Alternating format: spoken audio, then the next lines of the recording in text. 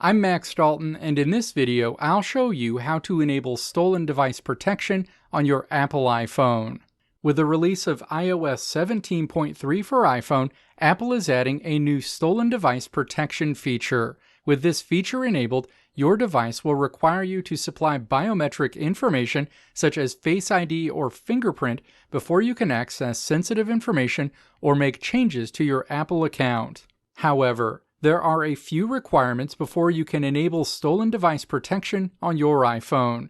You must have two-factor authentication enabled for your Apple ID, and you must also set up the following: a passcode, Face ID or Touch ID, Find My, and significant locations in location services. Now let's walk through the steps to enable stolen device protection on your Apple iPhone. And again, before starting this process, you need to make sure your iPhone is updated to the latest version. Step 1. Tap to open the Settings app on your iPhone. You'll land on your Settings menu.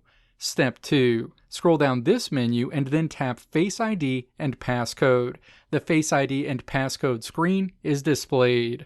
Step 3. Scroll down this menu until you find Stolen Device Protection, and then tap Turn on Protection directly beneath that. You'll see that Stolen Device Protection is immediately turned on. Going forward, whenever your iPhone detects that you're away from home or work, you'll be required to supply either your Face ID or a fingerprint before accessing sensitive information on your iPhone. Let me know if this video helped you out in the comments below. If you liked what you saw here, click the video links on the right side of the screen to check out another video.